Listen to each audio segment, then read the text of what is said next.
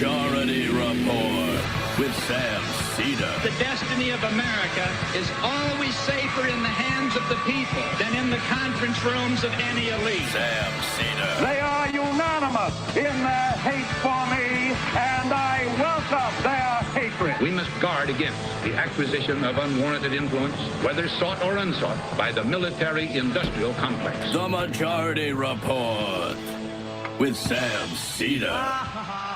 Ever get the feeling you've been cheated?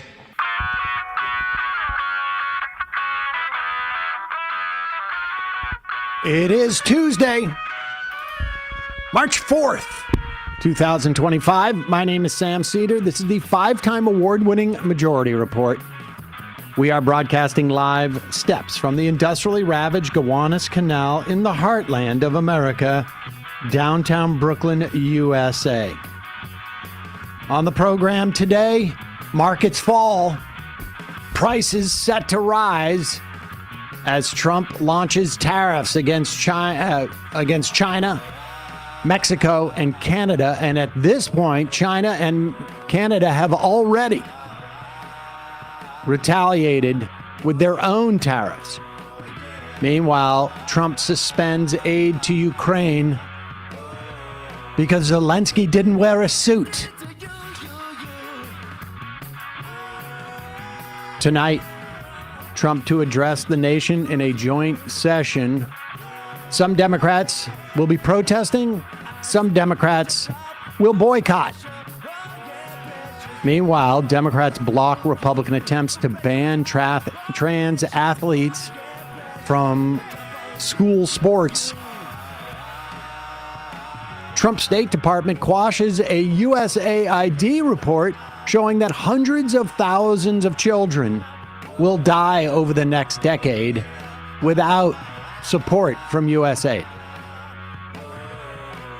The Supreme Court weakens the Clean Water Act to allow more raw sewage in your drinking drain. I should say more raw sewage discharge. Oh, okay. Not directly into your drinking water, but it'll get there. I mean, making America healthy again by drinking a bunch of everybody's poop. Let raw sewage discharge be free. Stop trying to curtail everything. Your woke discharge trolls. Trump Musk's federal spending freeze is starting to break agencies. Doge to close 2 key NOAA facilities, which provide the nation's weather forecasting. So, for farmers, construction workers, air transportation, ground transportation, the number of industries that rely on this, and also just, people. It'll be fine. It'll be privatized. Social Security, meanwhile, the assault ramps up as Trump looking to fire thousands of Social Security Administration workers. U.S. Post Office is up next. Meanwhile, the Department of Education has frozen affordable repayment plans, exploding loan payments, sizes, I should say. Trump orders huge swaths of U.S. forests cut and handed over to loggers. And good news, Democrats appear right now primed to take the government shutdown seriously and offer no support to Republicans. All this and more on today's Majority Report. Welcome, ladies and gentlemen. It is a very busy Newsday Tuesday. Very busy Newsday Tuesday. I have a 3-inch stack of stories that we will not even get to in the headlines that I think arguably could be worthy of headlines. There's a lot of court cases that are ongoing, trying to pick out the sort of the most relevant ones. And it's just an overwhelming amount of news. One or two things. One good news is the other day we told you the story of maybe this was last week. And I think I first heard it by Greg Sargent in the New Republic, if I remember correctly. One of the USAID's programs provides essentially like, it's almost like it's not pre-digested food, but it's a peanut butter based paste, protein paste that comes in tubes for children who are literally so malnourished that they cannot actually digest food because their systems have more or less shut down. I think like literally the technical term was like wasting away.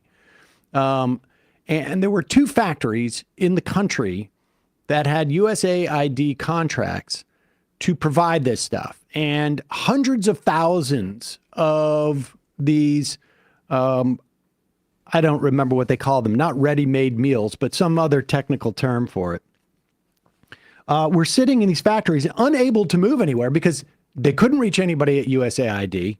The contract seems to have been canceled, et cetera, et cetera.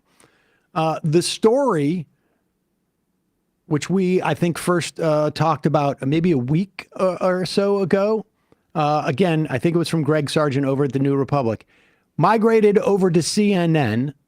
CNN covered the story over the weekend. Supposedly, the Fuhrer, Musk, saw it and in his benevolence grace, decided to allow the contract to be fulfilled. Oh, and our merciful king. And yes, all glory. And so these kids are going to get the food. Now, they're very lucky that Greg Sargent and the New Republic happened to write about this, and then somebody at CNN happened to read Greg Sargent and cover this. Because if it didn't happen, you would have 5,000, 10,000, 1,000, 50,000 kids just not have any food and die.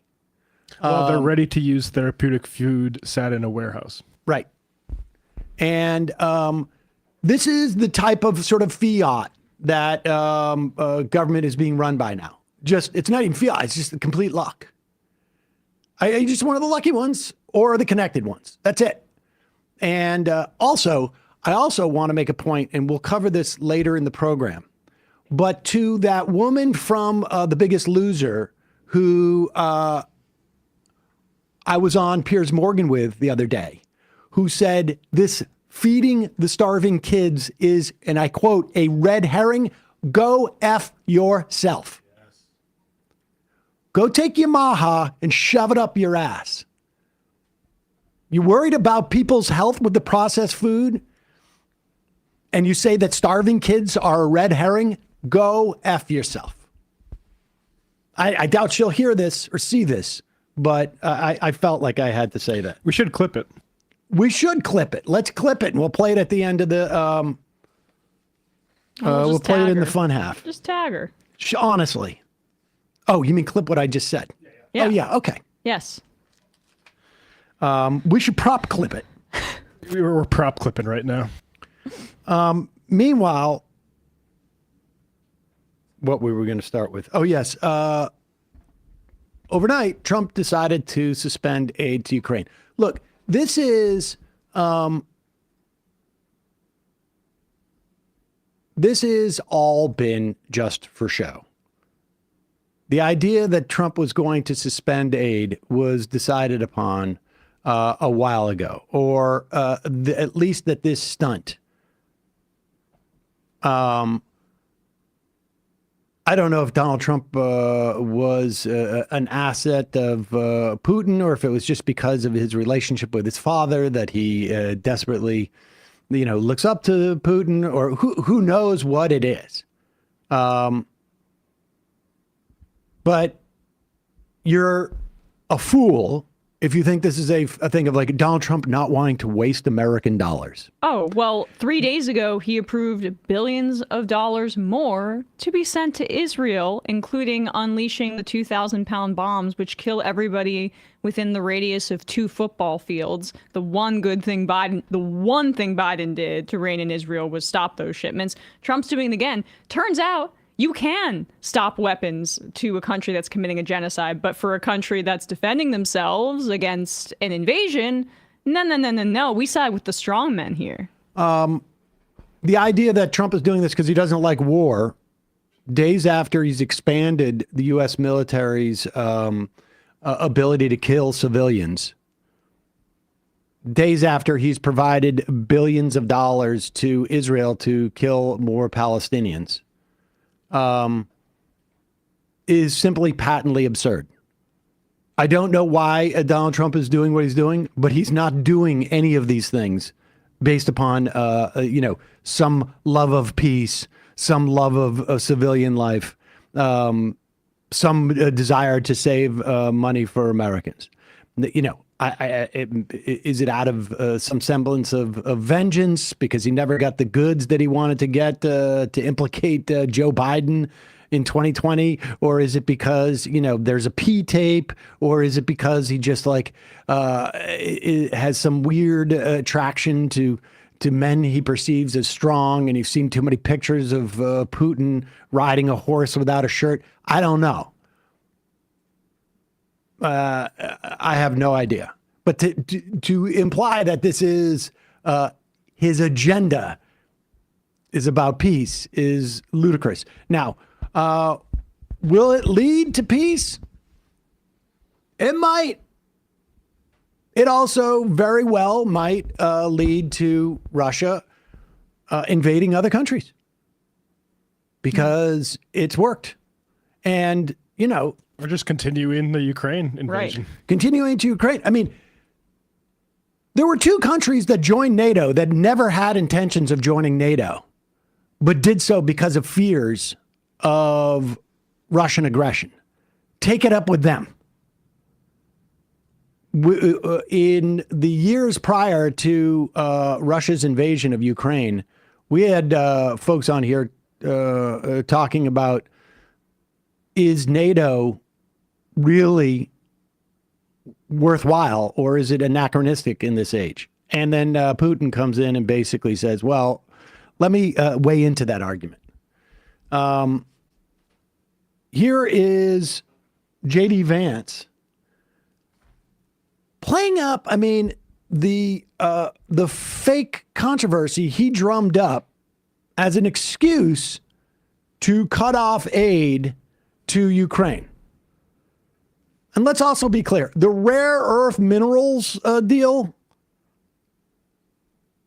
all the experts who have weighed in on this are basically like, yeah, these aren't really, we call them rare earth minerals, but they're not really rare anymore.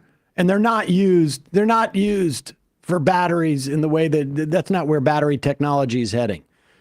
So this was all just sort of like part of a way of Trump selling some notion to, for some reason, to some constituency out here. And here's J.D. Vance sort of being sent out. I guess who's the point person on Zelensky was rude to us. Back to the Oval Office Friday. Yep. From your perspective. Yeah, great TV. As the president said.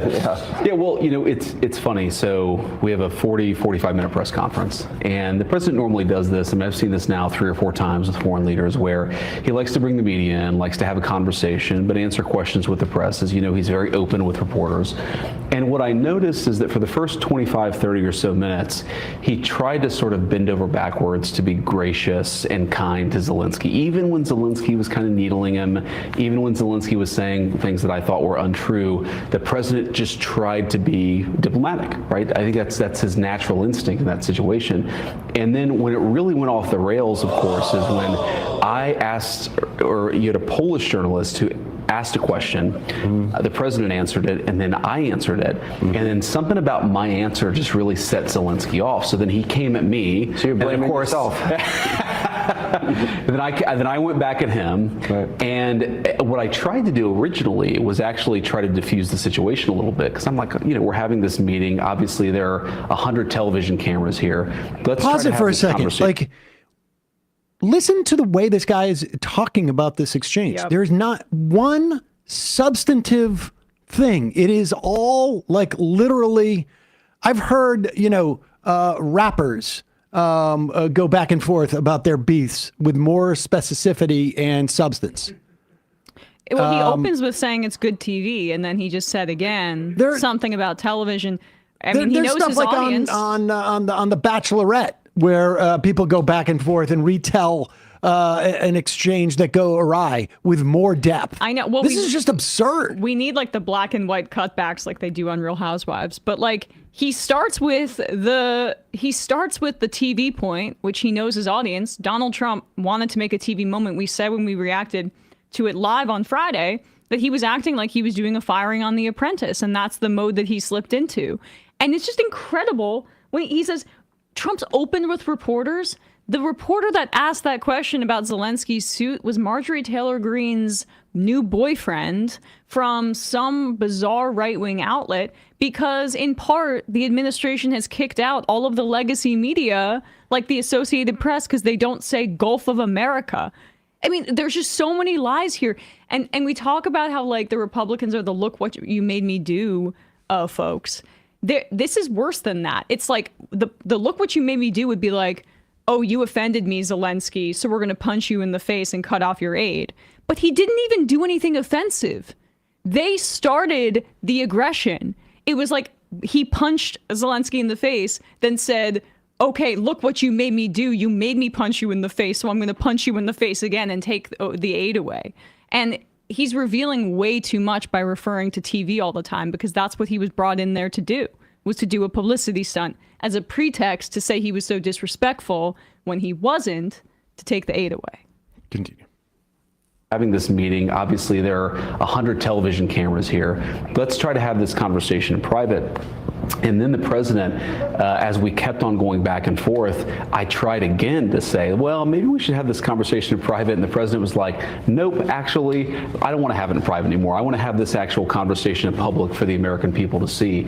And I do think that there was just a certain sense of, there was a lack of respect. There was a certain sense of entitlement. And most importantly, look, we can look past all of that stuff, but the president has set a very clear goal for his administration. He wants the killing to stop. And I think that it's very important that President Zelensky and, of course, President Putin, too, they've both got to come to the negotiating table, and that's ultimately where things broke apart. I really don't care what President Zelensky says about me or anybody else, but he showed a clear unwillingness to engage in the peace process that President Trump has said is the policy of the American people and of their president. That's the real breakdown, is I think Zelensky wasn't yet there, and I think, frankly, now still isn't there, but I think he'll get there eventually. He has to. This peace process started off with not even inviting Ukraine to the table. They were meeting in Saudi Arabia with Russia. A day before Trump appeared at this Miami summit hosted by the Saudi Sovereign Wealth Fund, where he then called Zelensky a dictator. I mean, come on. He's so diplomatic. You know, he's such a dumb idiot too, Trump is, and he's so far gone, his brain is just fried. Like, if he really had this grand idea that he wants the Nobel Peace Prize or whatever, he's talking about, you have no cards, Zelensky. Trump, you showed all your cards about how, for some reason, you're fixated on Russia, and we still don't know the extent of that connection or whatever. But, you were pretending like you were going to come in and solve this on day one. But he couldn't help himself by showing his disdain for Ukraine and his favoritism for Russia right away. So no one buys that you're actually looking for peace in this instance. It was so obvious. And it's causing, I don't know, major controversy about it, I guess. Although who knows if this is more than just I don't know, people like us who care about this, the kind of thing. But I don't know. Well, all those EU leaders shouldn't have made fun of me the first time around. Now they're going to pay. They should start boosting the speech of their Nazis, and then maybe we'll have something to talk about. We need a more militarized Germany. How could that go wrong? Also, come on. again, not to moralize, but like, why is he laughing like this? We're talking about a war that has killed many, many people. Well, that's what they're concerned about. They're concerned about all the deaths. Oh, I can tell by the laughter. That's why they want peace. And the TV mentions. In a moment, we'll be talking about other news that we have. The president has initiated tariffs against the Canada and Mexico. Good. Stop letting those guys, these Canadians, go up there booing our national anthem. Yeah. So we're going to show them we're going to drive our economy into a recession. Now we'll see who's who. How about that? Canada. We'll get to that in a moment. First, a couple words from our sponsors. Delete Me makes it easy, quick, and safe to remove your personal data online at a time when surveillance and data breaches are common enough to make everyone vulnerable. Delete Me does all the hard work of wiping you and your family's personal information from data broker websites. Delete Me knows your privacy is worth protecting. Sign up, provide Delete Me with exactly what information you want deleted, and their experts take it from there. Delete Me sends you regular personalized privacy reports showing what info they found, where they found it, and what they removed. Delete Me isn't just a one-time service. Delete Me is always working for you, constantly monitoring and removing the personal information you don't want on the internet. I've been using this service for years before they became a sponsor. I think they just started sponsoring a couple of months ago, but I've been using this for years. It wasn't initially, although I think it is a big benefit from like phishing scams and stuff like that, because now what they're doing is they're getting a little bit of information from whatever data breach it is, and then they are going to data brokers, which are readily accessible to people for a couple of bucks or whatever it is. Go and get more information. Then they send you an email, or they send it to your. They can do it on your social media. And they have information about you that you assume, like, this isn't a random phishing thing. They know my name. They know my address. They know my number, whatever it is. And that's the way that the phishing works. For me, it's also been about OPSEC, operational security, because let's face it, there's, particularly these days, but even really since the beginning of the time I started working in this business, there's people who want to intimidate you by sending you letters. If you got kids, you want to protect them. But Delete Me does a great job of scrubbing me, and they would you, from all these data broker sites. Want to thank our sponsor of today's episode, Delete Me. Like I say, easy to find personal information about people, and Delete Me does a great job. And they do this on a rolling basis because the broker sites always refill with the information. And they send you a report each month, what they've taken down. You can always adjust it to, it's not just, get rid of Sammy Seder because I signed up for something. I didn't, but you can do that too. Take control of your data. Keep your private life private by signing up for Delete Me. Now at a special discount for our listeners today, get 20% off your Delete Me plan by texting majority to 64,000. The only way to get 20% off is to text majority to 64,000. That's majority to 64,000. Message and data rates may apply. We'll put the link in the podcast and YouTube description. Also, this episode is brought to you by Zippix nicotine-infused toothpicks. Zippix brings you a totally satisfying, convenient, and great-tasting way to curb your nicotine cravings so that you can get your nicotine fix anytime, anywhere, without having to rely on, are you ready? Smoking and vaping. Zippix toothpicks give you an easier, better, and more discreet way to get your fix. And frankly, it's better for you than putting smoke or vape in your lungs. They're available in 6 great long-lasting flavors. They have 2 options, 2 milligrams and 3 milligrams of nicotine, so you can titrate your way down. And then, if you want to get away from the nicotine totally, Zippix also offers caffeine and B12 infused toothpicks. which give you a quick energy boost. So there's a whole like sort of step process you can take. You can take Zippix toothpicks on flights and sporting events, restaurants, literally anywhere that smoking and vaping are banned. They're one of the most cost-effective nicotine products on the market.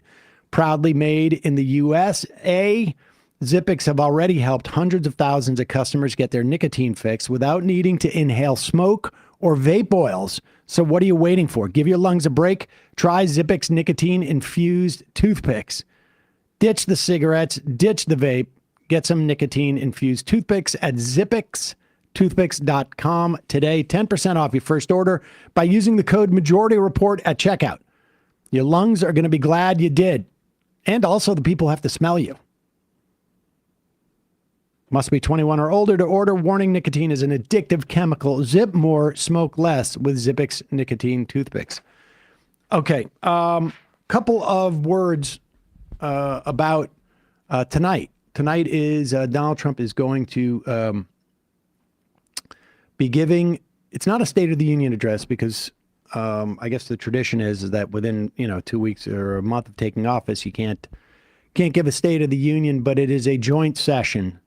So it's not technically called the State of the Union. He's going to go up there. He's going to talk about all the horrible things that Joe Biden did, and then he's going to talk about all the great things that they've done and how we're going to make America great again. And we are not going to cover it live because, frankly, we want to pace ourselves. And we'll probably cover the State of the Union next year and the year after and the year after. And I read something. The State of the Unions actually haven't moved the needle in any of his State of the Unions. Like, people like Trump as much as they do after his State of the Union, or dislike him as much as they did before. But he's also like one of the bigger indicators for who voted for him is lower information voters or people who consume very little political news. So the people that are already watching the State of the Union already hate him, right, and the people that are voting for him aren't watching the State of the Union. There is value in it, but I think we will cover it tomorrow. There's value in a couple of things in terms of at least analyzing it. One is to get a sense of where he claims he's going to go, and maybe we can divine from there where he is going. Whether they feel like they're feeling political heat in any way will be reflected in this speech. We will get a sense of what Democrats think they need to do, which is really important, particularly when we are now 10 days away from a potential government shutdown. I mean, this is going to be a big deal. I'm looking at reporting now. I don't know if it's true in Politico. Maybe we'll go through it in a second. That suggests the Democrats are not going to vote for a continuing resolution unless, not a clean one, unless, and certainly not one that edifies the cuts that Musk has made, unless they get some promise in the form, I think, of legislation or reiteration that what Elon Musk is doing is not authorized. It is illegal. It's beyond undocumented. It runs contrary to the law. And so hopefully we will see maybe some indication of that tonight, that the Democrats understand. And this story, I'll read this political story maybe a little bit later because, people were critical of, although not many, I have to say, were critical, like, why are you getting on the Democrats? What can they do? And there is stuff they can do. They can't win, but they can lose much better to set up another win. Well, by doing politics. I mean, this is different than the other times in the sense that the base is very unhappy, too, with the way the Democratic leadership is responding. It's borne out in polling. I've never seen polling like this. I wonder if Hakeem Jeffries can survive. I mean, we'll see. Maybe that's wishful thinking on my part. It's going to be interesting to see some of the other Democrats if they start showing that upset with Hakeem Jeffries, whereas you said 8 years ago, Pelosi was much more popular. Yeah. So all that is encouraging, I guess, in some respects. as you know, Israel, I think we mentioned this yesterday, headlined, Israel has decided to prevent any humanitarian aid to reach Palestinians in Gaza now. Which is an admission that they could do it. I just want to point that out. We heard for so many months that Hamas is blocking it and stealing all of the aid, and we're trying to get all of these trucks in, but the terrorists are thwarting us. And now they're just essentially saying, now we're cutting it all off. And there was a top Likud official that was saying, oh, actually bomb the aid that's already in there. And they've cut off water salination for all of central Gaza. And the photos of devastation, like they were doing Ramadan celebrations amidst this rubble, there's nothing left, barely any homes left. And now they're trying to, I think, execute their final solution in Gaza by starving them to death. Ostensibly it is about the hostages, but Israel has been breaking the ceasefire deal over and over again. 3 days ago, was it? 4 days ago, they announced that they would not be leaving the Philadelphia corridor, which, of course, also contrary to the ceasefire deal. And the U.S. government, once again, consistently saying, oh, you're violating a ceasefire deal? Well, perhaps you would like $4 billion more in aid. Here you go. That's what we're seeing. Here is Bibi Netanyahu on Sunday thanking Trump for his unwavering support of Israel. I want to thank President Trump for his unwavering support for Israel. During my recent visit to Washington, I said that Donald Trump is the greatest friend that Israel has ever had in the White House. Now, and President pause it for a second. This is Sunday. 2 days after J.D. Vance is in the White House with Donald Trump telling Zelensky that he hasn't properly thanked the president. Yep. Now, incidentally, Zelensky at the beginning of that press conference did in fact thank the American public. The Ukrainians are running like training schools for the U.S. and EU on what they've learned in the 3-year fight that they've had with Russia, which is which is obviously pulling people away from the front and the fight. But that type of payback is invaluable, whereas Israel's probably just spying on our top government officials, based upon past experience. Yeah. But here is Netanyahu coming out, making sure to do a very splashy thank you to Donald Trump. It's almost as if there is a nexus between Russia and Israel and the U.S. in this instance. Yep. Is the greatest friend that Israel has ever had in the White House. And President Trump shows that friendship each and every day. He has shown it through his visionary plan for Gaza. This is a plan which Israel fully supports. He's shown it by sending us all the munitions that were being held up. This way, he's giving Israel the tools we need to finish the job against Iran's terror axis. Just, you don't even need to take it down, but just want to clarify, that's 2,000-pound bombs that the one thing Biden did was block, even though he let Israel commit genocide the entire time.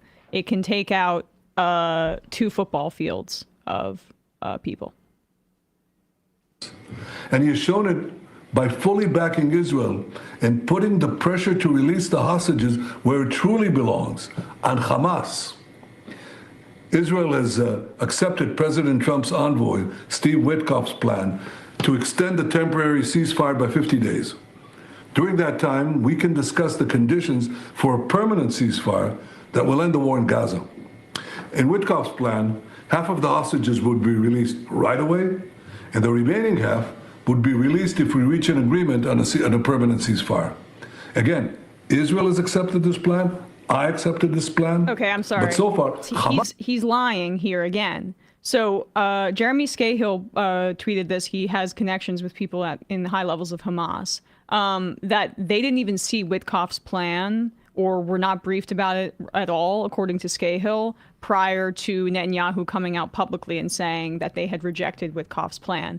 And the ceasefire deal that initially they'd agreed to had said that if negotiations are still ongoing about the second phase of the ceasefire deal and the hostage release, that you can't violate the ceasefire. You still have to be engaging in these negotiations. So he's claiming that Hamas is violating it, even though they weren't briefed on this new Witkoff proposal. Israel has accepted this plan. I accepted this plan. But so far, Hamas has rejected it. Nope. Hamas had also put forward positions for a permanent ceasefire that are totally unacceptable. Israel has decided to stop letting goods and supplies into Gaza, something we've done for the past 42 days. We've done that because Hamas steals the supplies and prevents the people of Gaza from getting them. It uses these supplies to finance its terror machine, which is aimed directly at Israel and our civilians. And this we cannot accept. Pause it. We will. So we are to believe that they are turning around. They're completely surrounded. The only way to get supplies in to Gaza is through Israel, right? Because they're at the Philadelphia corridor and they're obviously in their northern border. So the argument is that somehow Hamas is selling all of these supplies in, I would imagine, like great prices to all the people in Gaza who have been completely wiped out. It's not like, there's ATMs on every corner in Gaza. Prior to everything being leveled, 50% of the people were unemployed. People are starving there, yet they have enough money to buy all these supplies from Hamas so that Hamas can use this money to weapons. Like, what is Hamas? Where is Hamas selling these supplies? Yeah. It's just absurd. It's just impossible. They don't have some type of they have this underground railroad. They're selling these supplies in the Sinai desert. It's insane. I mean, he's under ICC. There's a warrant out for him. And one of the crimes that is alleged is starvation as a part of the genocide that he's committing. And then in this video, he's laughably trying to claim that he cares about people starving. So what's the alternative? If you're so concerned that Hamas is taking all the aid and it's not going to people, how are you going to get aid to them? Because he doesn't answer that second part of the question, because the whole thing is just a pretext for starvation, to kill them all. Hamas presumably is selling all of the food aid to like a McDonald's or some type of big restaurant chain. And that's how they're getting all this money. Which is aimed directly at Israel and our civilians. And this we cannot accept. We will take further steps if Hamas continues to hold our hostages. And throughout this, Israel knows that America and President Trump have our back. Thank you again, President Trump. Thank you for all you're doing to return our hostages, bolster our security, and provide a future of prosperity and peace for all the peoples of the Middle East. Oh, my God. Meanwhile, Donald Trump is out there. This is the free speech warrior. He announced on Truth Social, and again, I don't think he has the legal authority to do this, but I think people are, at least the mainstream media, completely missing the point. But he writes, all federal funding will stop for any college, school, or university that allows illegal protests. What are illegal protests? We don't know. Agitators will be imprisoned or permanently sent back to the country from which they came. American students will be permanently expelled or, depending on the crime, arrested. No masks. Thank you for your attention to this matter. Oh, that is so revealing, because remember we covered that story about how Nassau County, Long Island banned masks. That's not about that's not about COVID. I mean, some parts of the country it is. It's really about this. It's about protests against Israel. But people don't seem to understand, you watch mainstream reporters going like, how is this more efficient? But this is really going to hurt these agencies that they supposedly want to help. Like, do people not understand what the agenda is here? The agenda this is the feature. This is not the bug. All they care about is creating this type of confusion, making it relentlessly hard for federal workers to do their jobs. This is just, a sop to, I guess, Miriam Adelson. And the Zionist lobby. And the Zionist lobby, AIPAC. Do we have the RFK thing too? Oh yes, here is Maha. There's a measles outbreak throughout the country. I saw some reports of there's an increase in dysentery in the Pacific Northwest. But this is how we have to really worry about making America healthy again. They fired, incidentally, all at the USDA accidentally. All the people who were in charge of keeping the bird flu under control in our chicken populations, basically, our poultry populations. Here is Secretary Kennedy talking about the need for vaccination and public health. Talking about college students. Anti-Semitism, like racism, is a spiritual Let me help. Yes. Anti-Semitism, like racism, is a spiritual and moral malady that sickens societies and kills people with lethalities comparable to history's most deadly plagues.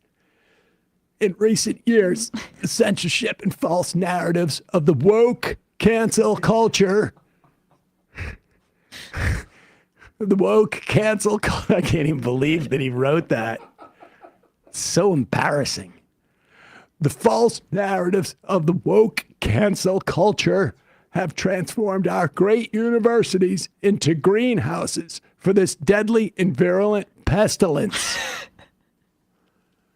Making America healthy means building communities of trust and mutual respect based upon speech, freedom, and open debate, and not wokeness. I added the not wokeness. Was this the same day Trump said that there are illegal protests as he's talking about speech freedom and open debate? I mean, it's just the same thing. It's the same project. It's the exact same project. It's so grotesque. Michael Brooks said, one of the reasons he was over and rolled his eyes at standpoint epistemology and sort of identity politics, the cancel culture, was because of the pro-Israel arguments he heard growing up that were very cynically deployed in this exact same sort of way. And this has always been the case on free speech, that the number one, what is one country you have to pledge allegiance to sign contracts in this country because of anti-BDS laws? It's Israel. And this has been the case for so long. And I think it's a real shame that this is the way we've ended up. And as these universities get attacked, and like Peter Thiel's on Dave Rubin saying, maybe we don't need them anymore, the way that they are failing this test of standing up for their students' right to protest, the things that they would put on their websites to draw people like me to the universities in the first place, to pay hundreds of thousands of dollars to places like NYU, take that out on financing.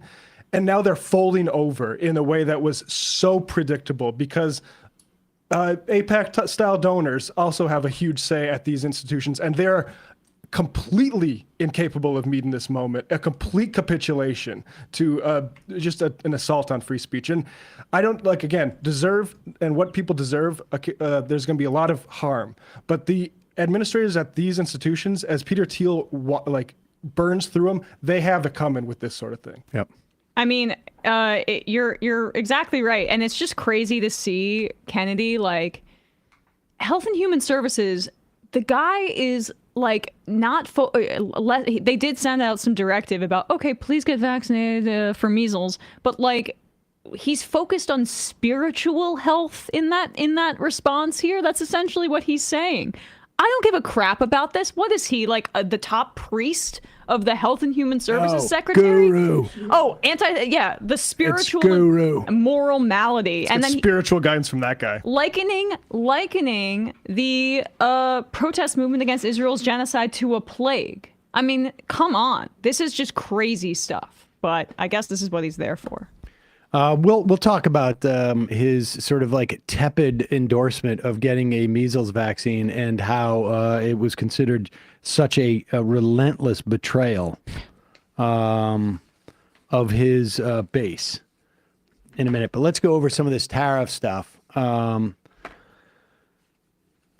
announced 25% tariffs on Mexico, Canada, and 10% on China. It was in addition to the existing 10% on Chinese goods. As of now, it is unclear if he's just going to end up issuing waiver after waiver.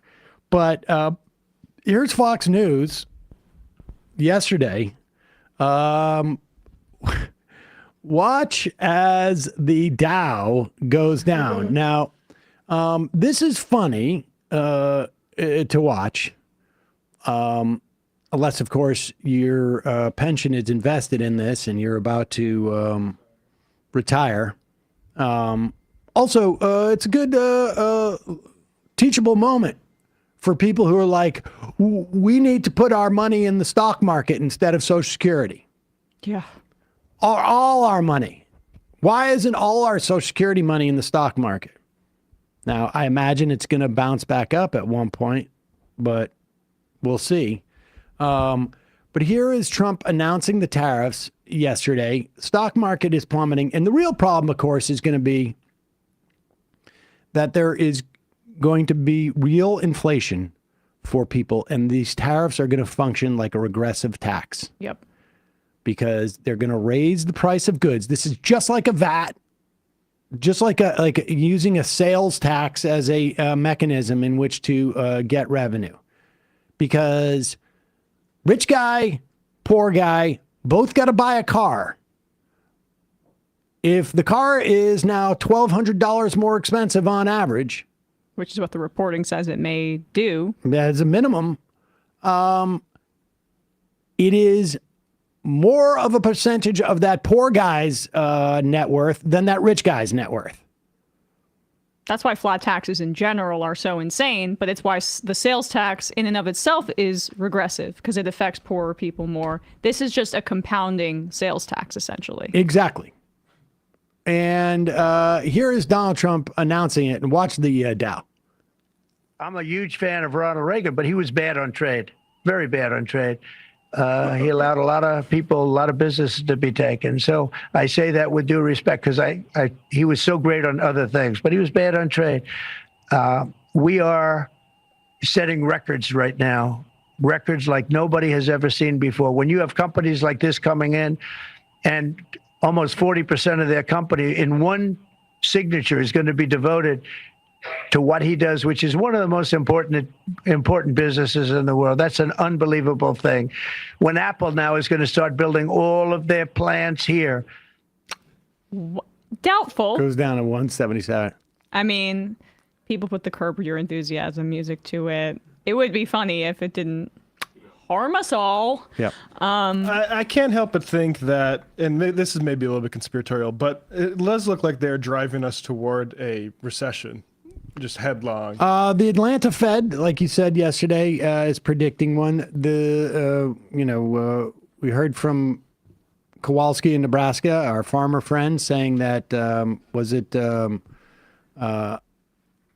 wheat futures are price of wheat has dropped significantly, which is strange when you're not at harvest, because that means that the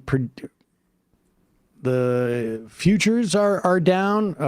Cost of oil is down, which means that people our economy is starting to slow. We'll see. But this is the thing, is that, people have said, like, what are they thinking about? Like, why would they do this? I just don't think that the normal rules that we apply to politics are operating here. Because I don't think Elon Musk cares. I think he is completely shielded from any type of public backlash. I'm not sure that Trump cares. I think they're confident that they will be able to win the election one way or another 4 years from now. And certainly, like, the lawmakers are just sitting there like deer in the headlight because there is an unlimited amount of money that can be deployed against them in the primary and for them in the general. And tariffs can, when like they're applied to specific industries and being targeted, it's there. They can incentivize onshore manufacturing of certain goods. Say if you want to be competitive with a Chinese company that doesn't have strict labor laws, like the idea that Apple's going to manufacture iPhones here, please. Like that you can compete with them by raising their prices with tariffs so that our products here are sold more.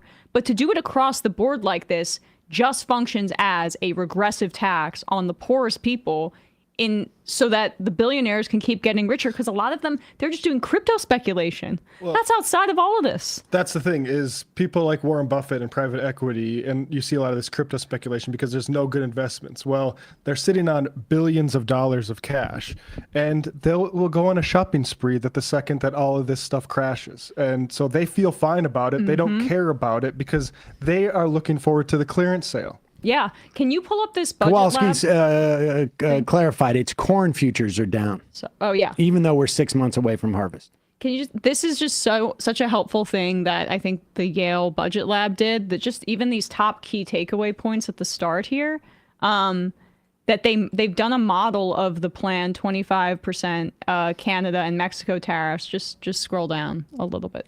And again, like Emma says, if you have tariffs that are targeted in certain industries that you want to build and give an advantage to within this country, it makes sense. But when you blanket a country for no reason, with no ask, like what's the ask of Canada? And with no, now, you're not trying to develop any of your own industry. On the day that he imposes the 25% tariff on Canada, because lumber is going to skyrocket, he also, Trump, just a day or two ago, basically said that, well, you can log the hell out of our old growth forests in this country. Huge swaths of U.S. forests are ordered to be cut down by Trump. I don't know his ability to do so. I imagine there's going to be lawsuits because endangered species law shield about 400 species in national forests, including bears, owls, salmon. The future of some of America's most prized forests now appear uncertain. Under Biden, the U.S. committed to protecting last fragments of old growth forest. Obviously, these help for global warming. They soak up carbon dioxide. But Trump has all changed that. His... do you know who Biden, and we'll get back to the tariffs in just a second, sorry. No, Biden's leader of the Forest Service was? It was a guy named Randy Moore. He was the first black person to lead the Forest Service, but he was a soil scientist. Sounds qualified. Sounds qualified, doesn't he? The new guy who is leading the Forest Service was the vice president of the Idaho Forest Group. Oh, well, I mean, so the guy knows forests, which incidentally is a company that chops down wood and sells wood. Yep. So literally putting the industry that you have the Forest Service to protect our forests from in charge of management of the national forests and millions of acres of land. But that's connected to this because of how much lumber we import from Canada in particular. That's the point. Yeah. Yes. Is that we're, and so we're going to destroy our forests to justify Donald Trump's 25% tariff on Canada. Yeah. And just because I think this can be obscure for people, just because Trump is bringing back Gilded Age style politics that haven't been relevant in quite a while. So they've modeled this. The Budget Lab modeled the total effects of the plan, 25% Canada and Mexico tariffs, 10% Chinese tariffs. Trump already imposed 10%, so this is additional. The policy is the equivalent of a 7 percentage point hike in the U.S. effective tariff rate, raising it to the highest since 1943. The price level rises by 1 to 1.2%, the equivalent of an average per household consumer loss of $1,600 to $2,000 in 2024 money. This also would hurt GDP growth. It appears in the long run, the U.S. economy is persistently smaller. I care less about that. And it points out tariffs are regressive taxes. Losses for households at the bottom of the income distribution would range between $900 and $1,100. But that is obviously, as we say, proportionally harder. And electronics and clothing and motor vehicles and food are going to be affected. But figure 3 is, I think, really helpful here too in envisioning that. This is the distribution of the effect of the 20% tariffs on China and 25% Mexico and Canada tariffs, and you can see there. Different shades are for the limited retaliation, and then the other is the full retaliation. So, and it appears that at least China and Mexico, or I should say Canada, are gearing up for a full retaliation. But we shall see. Either way, this is how the Democrats need to frame this is that this is a tax on the poor and the middle class. Straight up. Instead of increasing taxes on the wealthy, which they are now cutting, according to the Republican negotiations in the House and the Senate, they're going to try really hard to do that. They are putting that on the backs of people going to the grocery store, people buying a car, people buying a cell phone. That is where they're trying to raise this revenue from. And it's not even the most effective way to do it, but it's also even more taxing on lower income people than the tax cuts would be alone for the wealthy that they're already discussing in the House and Senate. It's a compounding effect. This is just a way to continue to drive income and wealth inequality. Yeah. And I really do think you're onto something about how this won't affect like the people that matter, these billionaires in the Trump administration, because they're all in this speculation bubble outside of the practical realities of goods and services and needing to buy things to feed your family or to put a roof over your head. If this really does go into effect, and he's not just using this for some weird negotiating purpose, it will be devastating. And the Dow is not overreacting. Which, by the way, he says we're doing this for a couple reasons, the fentanyl stuff and immigration issues, but then also it's also about our trade imbalance, which kind of shows that maybe the other things are just mentioned just to have... of course. The amount of fentanyl that comes across our Canadian border is like infinitesimally small. And Post-Coconut Clarity writes in, but I care less about the GDP thing. Yeah, I do know what GDP is. My point is that GDP isn't always the best indicator of how lower and middle income people are experiencing the economy. That's why it was just a little less interesting to me. But sorry, keep going. I mean, I don't... Outside of like using it as a way in which he can give gifts to his friends in terms of waivers, it's unclear to me what they think is going to happen from this. I'm curious how Elon's businesses are implicated, because if he crashes Detroit and Elon gets scot-free somehow, it'd be really a bad outcome. Tesla's having some problems apparently with its stock because people aren't buying Teslas anymore because they don't want to be associated with the guy who gives all of his heart to everybody. Well, they're not buying Teslas. They shouldn't buy anything. Do the tariffs. I am seeing, and look, you know, there's a lot of people who bought Teslas because they were like, this is electric vehicle. That's good. I'm going to help the environment. And so they did it with the best of intentions, which is why I don't believe that you should deface these vehicles. Although I have seen flyers going around with pictures of Elon Musk giving his Nazi salute, and people putting them in the windshield, wipers, like putting it on the car just to remind people. So I think it's okay to make people feel bad about their car. Maybe they'll sell it, or flood the market with used Teslas.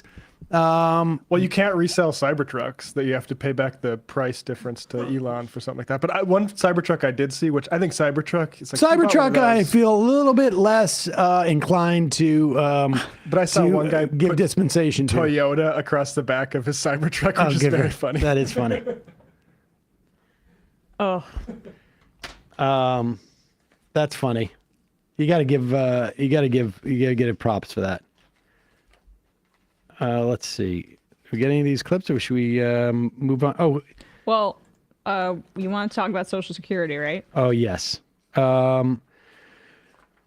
have somebody who listens to our show who has some some inside information. We've helped connect her to some people who can disseminate that. But there are insiders who are talking about what's going on at Social Security right now.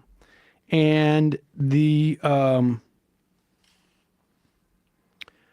Government Executive is a sort of trade magazine that we keep an eye out. And there is a real sense within the Social Security Administration. Yesterday, we heard from Martin O'Malley, the former administrator of the Social Security Administration, also the guy who I believe could have won in 2016. He could have beat Trump. That there is a full-on assault on Social Security Administration workers. And understand, like, particularly in the context of the low information voters who voted for Trump, but just broadly speaking, Americans know very little about how their government works. I would be surprised, or wouldn't be surprised, if a significant percentage of people who are on Medicaid are not aware that the federal government created Medicaid, pays for Medicaid. I don't know what that number is, 10, 20, 30%, 40%. And I don't, it would be nice if we had an electorate and a population that was aware of its government more than it is, and that have more interest. But it's not necessarily the easiest thing to get savvy about this stuff. You could listen to this show, I guess, particularly if you're interested in Social Security. But aside from that, Social Security Administration in recent days has initiated a flurry of actions aimed at decimating its workforce, and that Democrats warn are an effort to sabotage the agency and prepare to privatize its functions. The reason why you inhibit the Social Security Administration is the same reason why they love to complain about the DMV. Now, my experience at the DMV has never been as painful as my experience at the cable company. Never. It's never going to come close. How about with your health insurance company? Or the amount of work that I put into my private health insurance. It's literally a second job. And DMV, sometimes you go, it's crowded, depending on which city you're in. But they know what they're doing. You get in there and you get it done. I've waited for like an hour at cable just to return my cable box. But the point is what they want to do is they want to make Social Security dysfunctional. They want to drive a wedge between Social Security and the general population. It's the most beloved of government programs. After a rash of abrupt retirements of senior leaders across the agency last week, the agency on Friday confirmed that it's seeking to shed 7,000 employees, which would bring its workforce down to 50,000 people. Now, that's approximately off the back of the book. If you're talking about let's just call it a 60,000 person or 57,000 person agency, to get rid of 7,000. You're talking about over 10% of the population.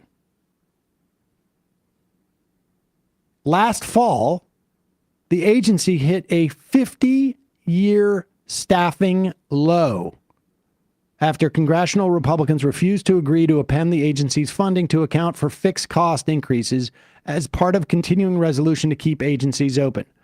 In other words, they're renting buildings The buildings prices have gone up. Everything's gone up in terms of inflation. I don't know. Their paper clips may have gone up. Their computer software costs may have gone up. Their computers, they may have had to buy new computers, have gone up. 50-year staffing low. 50-year. And now they're going to cut another over 10%? The agency will consolidate its current 10 regional offices down to 4. So they're cutting their regional offices by greater than half. Incidentally, boomers are, we have one of the biggest contingencies probably that we've had in the history of the country on Social Security right now. Musk's Doge operatives have canceled leases for 45 field offices across the country, as well as the Office of Hearings Operations in White Plains, New York.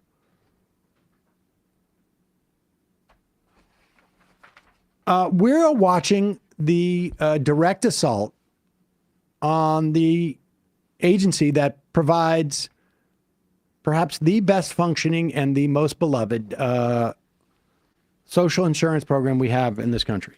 And it's all being done without authorization, without having to take a vote, without Americans having a single say in it. And ding-dongs out there can pretend that Donald Trump had a mandate, whatnot. I dare them. I dare them to have Donald Trump go up and national television say, we are really cutting back on Social Security. He won't. No, he won't. In the same way he wouldn't endorse Project 2025. It's almost like the guy is a sociopathic liar. And it's been proven to us over the past 10 years of his political career. He will lie and say anything in public and do whatever the hell he wants in private. He may try to justify it on the back end. But basically Mike Johnson is telling him our members are concerned about the optics of touching that third rail, cutting Social Security and Medicare, what's the most expedient way for him to do it? King Trump, using the Russ vote. I never remember what it is. Russ vote method of just gutting it from the administrative state side. There's also a fun story about Russell Vogt trying to shut down the Consumer Financial Protection Bureau and then realizing he's been caught and it's illegal and a judge is telling him you can't do this. And now they're pretending that they never tried to shut down the Consumer Financial Protection Bureau. And what are you talking about? Except for they put it all in writing. Yeah. It's the same thing with Elon Musk's lawyers arguing he's not leading Doge. Like, are you joking?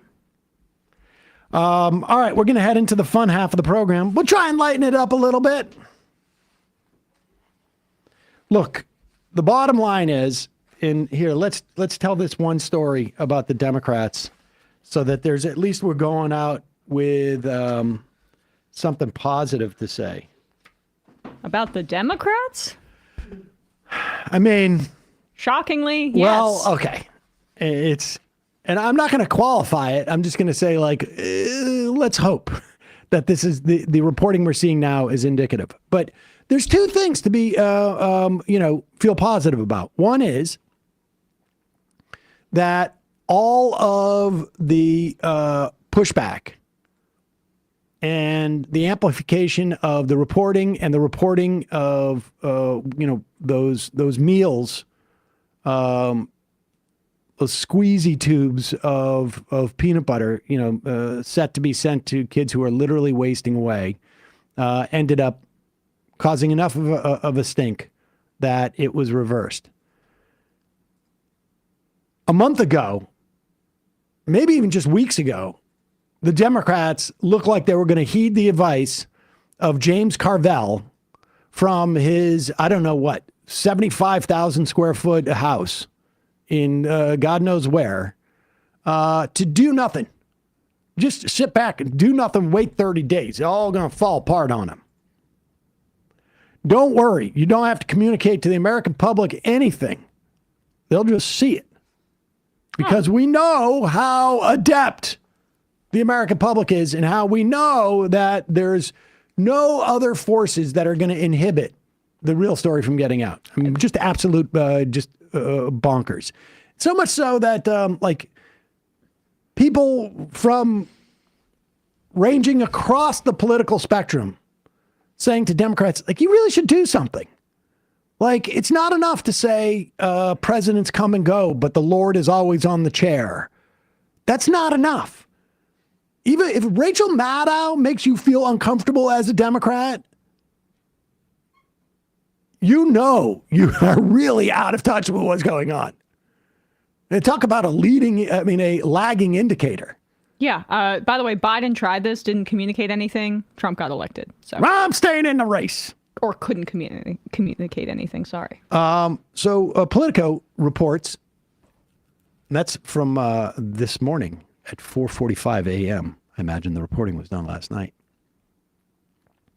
One senior House Democratic aide says nobody wants a shutdown, but they don't feel like aiding and abetting what's happening with Musk and Trump taking a wrecking ball to healthcare in particular, said one senior Democratic aide. Why would we be complicit in that? What they're referring to is we are what? It's the 13th or the 15th? 14th is when the government is scheduled to shut down. 10 days from today. The only thing that they're going to pass, because they did their budget resolution, they're giving themselves until really September to start working on the new budget for 2026. The only thing they can pass is a continuing resolution, which is the budget we have now just continues into the future. Now, that's almost like a cut because inflation has increased. It's a cut for the IRS because there's $20 billion from the last one that was cut because of a deal that that Biden made. And at one point, we've played clips of Johnson saying, we're going to do a clean CR, except for maybe, and when Caitlin Collins said, wait a second, Elon Musk is cutting stuff. He's not doing it legally, but he's cutting stuff. This continuing budget resolution is going to fly in the face of that because if the Social Security Administration is supposed to get a $10 million budget for operations, I'm making up a number, and Elon Musk is in there and just eliminated $2 million of that, and you pass a budget that says they get $10 million, well, how does that work? And he goes, well, we may have some little things in there that we'll mix in and whatnot to address that. And what he was talking about is we'll cut the Social Security budget. We'll have a little rider on there. Well, Democrats are now saying, A, we're not going to sign off on that. And B, we're not going to sign off on a clean continuing resolution of the budget. Why should we if the president thinks he has the authority to go in and cut regardless of what we vote for anyways?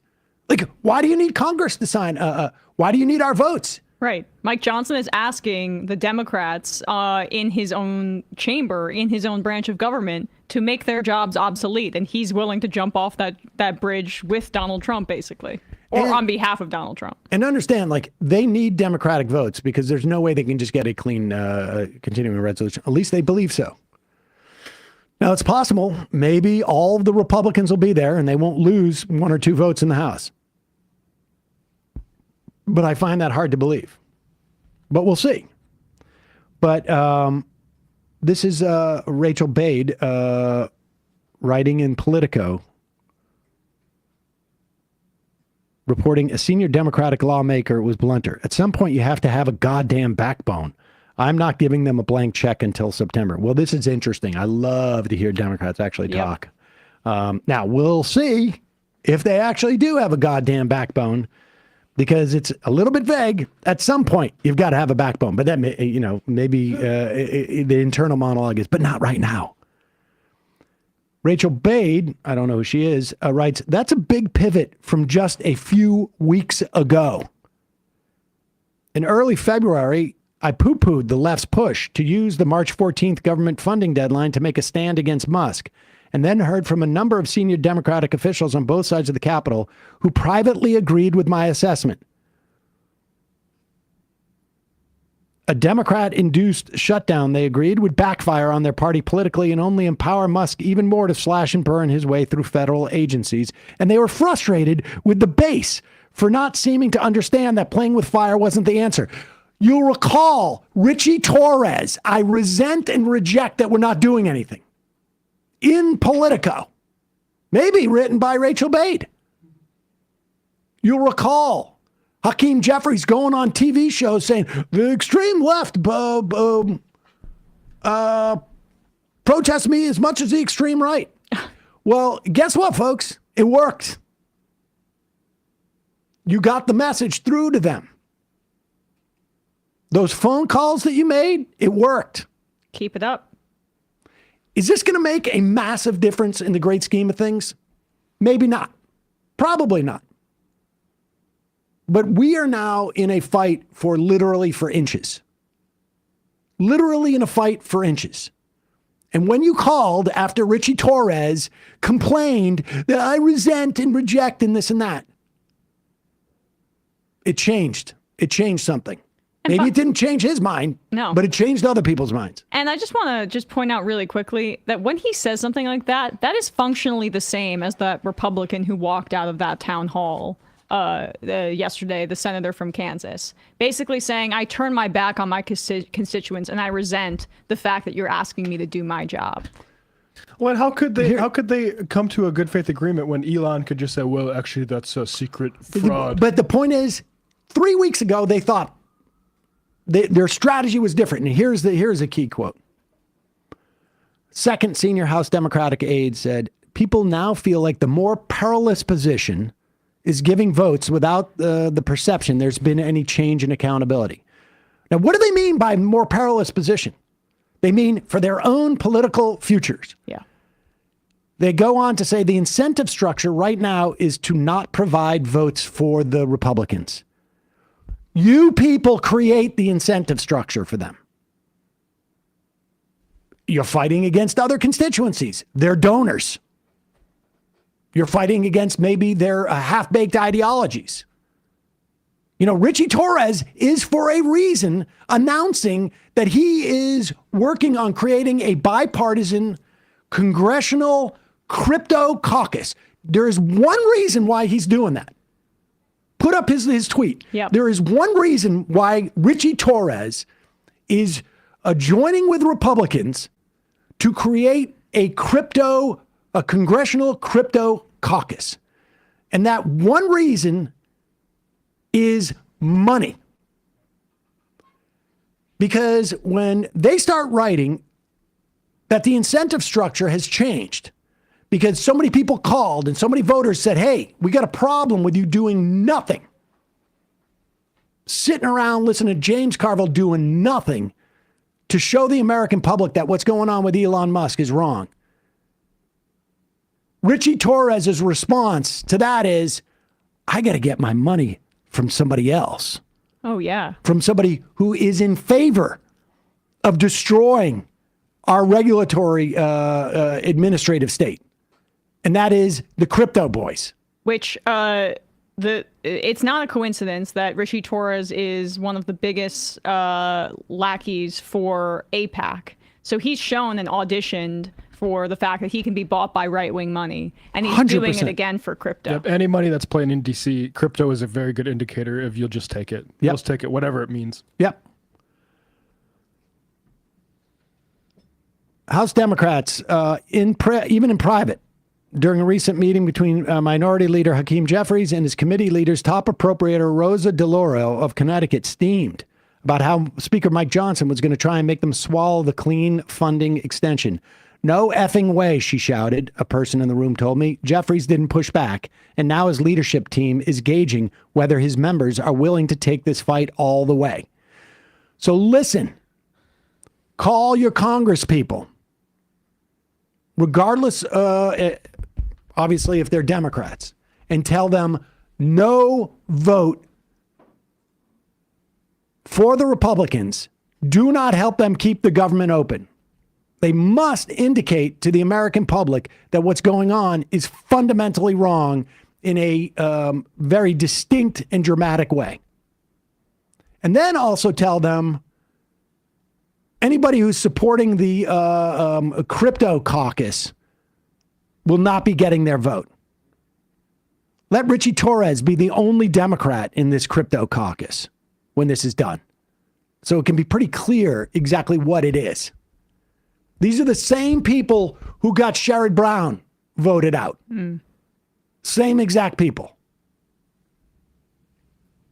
Incidentally, Donald Trump yesterday, apparently there's a big crypto convention on Friday or something.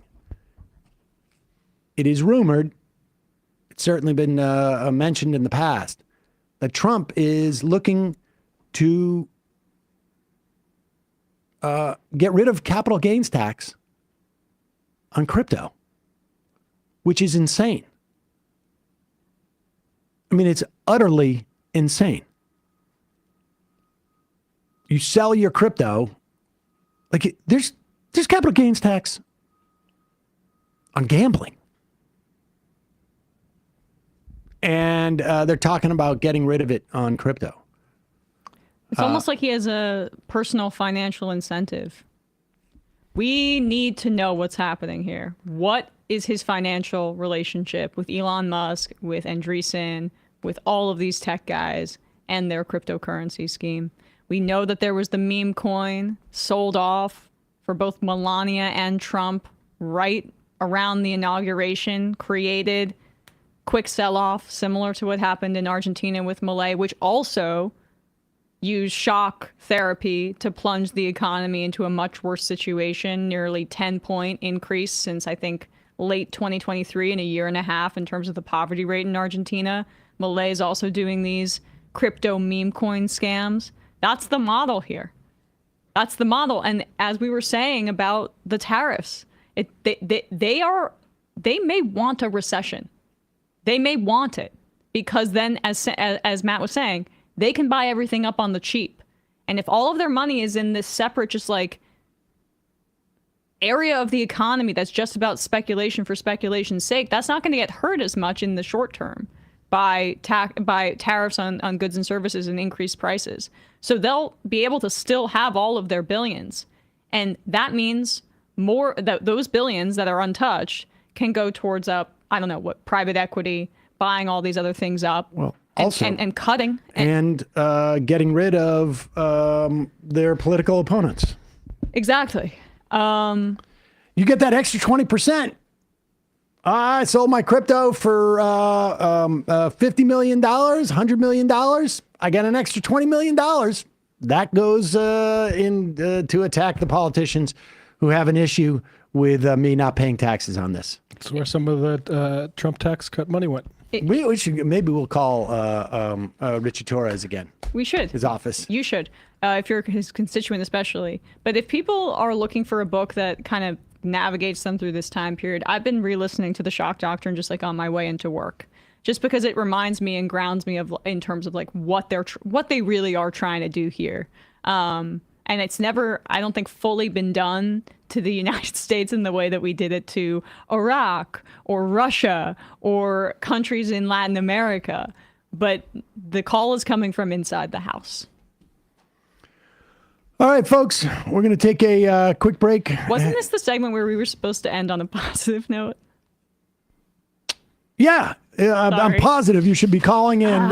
Richie Torres feels harassed. That's the positive for today. Call in to your Congress people. What's the number again? 202. It's on this, just the capital switchboard. We will put it in the podcast and YouTube description. Call your Congress people. Remind them, no votes for a clean resolution. We need to have curtails on Elon Musk's law breaking. And also tell your Congress people, don't join the Crypto Caucus. We're watching you. Yep. 202-224-3121.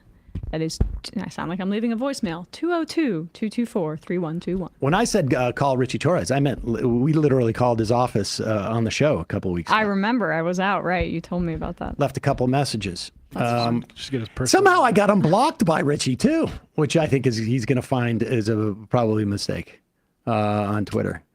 He's pretty free with the blocking. He blocked me before I ever had an interaction with him. Yeah. But we'll see if that changes. Also, I want to do a shout out to folks who would normally be watching Hassan. Apparently, it's temporary though, right? Isn't it? Yeah. Hopefully. Yeah, of course. What did he do? He said if Trump was serious about Medicaid fraud, he would He would pursue the harshest penalty against Rick Scott. I mean, I don't Capital believe capital punishment seems. Yeah, I mean that seems excessive. I'm against the capital punishment across the board. Although I wouldn't mind him being perp locked. Lock him up. Folks want us to cover the speech tonight in the event that Donald Trump has a stroke. I think it's unlikely, but that's why we'll do the next three with the hopes that he does. Yep. I mean, not the hopes that he does, but I'm saying like if he does, the hope that we would be able to alert the authorities. If he does have a stroke, I would like it on camera. Yeah. Oh, wait, he's unbanned. Okay, good. Poggers. Poggers. It was all those poggers you said yesterday. Yeah. It's like if you chant poggers enough, people get unbanned. That's the way it works. Victory for free speech. That's what prayers do. Folks, just a reminder, it's your support that makes this show possible. If you're on Twitch, you can give us your sub for the month. If you've got a Prime membership, you don't have to pay anything. You just redirect it to us for a month. If you listen to the show, give us a good review on iTunes. That still matters. And if all else fails, you can become a member. Join themajorityreport.com. You get the free show, free of commercials. You get the fun half. You get to IM us. You get to feel like you're helping allow and help this show survive and thrive. Also, don't forget justcoffee.coop, fair trade coffee and hot chocolate. They're out of Madison, Wisconsin, real movement partners. They really treat their farmers right, protect them through bad growing seasons, good growing seasons, increases in prices, whatever it is. Justcoffee.coop. ESVN on hiatus, Left Reckoning. Look at Matt with the Left Reckoning merch. You got the What a horror. Wow. Exactly. Left Reckoning. That hat is nice. Emma came in today. Was like, do you have a black? I want it in the black. We do. There's a black version. Left Reckoning store. .com/store. Also tonight, Jason Miles on talking about his work at Means TV, and we'll probably be covering a little bit of the speeches, maybe a little bit of Bernie's response in the post game tonight. So patreon.com/Left Reckoning. Do you go to like Chelsea Piers and golf with that? Chelsea Piers, no. Chelsea they have golf. I think they have a driving range. They have a range. Not a Chelsea Piers member, unfortunately. I don't think you have to be. You're thinking of the gym, but there's the Chelsea Piers. It's like literally at the piers where you hit the ball into the. I've I don't only think it gone goes into the bowling water there. or whatever it is. I haven't been down there. No. Yeah. Although there's some more fun, cooler bowling places here in Brooklyn, honestly, than there are in Manhattan. That's where we have some Brooklyn supremacy here. Brooklyn Bowl, or the other ones. I forget the name of that other lane. Anyway, this is not good broadcasting. Let's go into the fun half. See you in the fun half. You are in for it. All right, folks. 646-257-3920. See you in the fun half. Are you ready?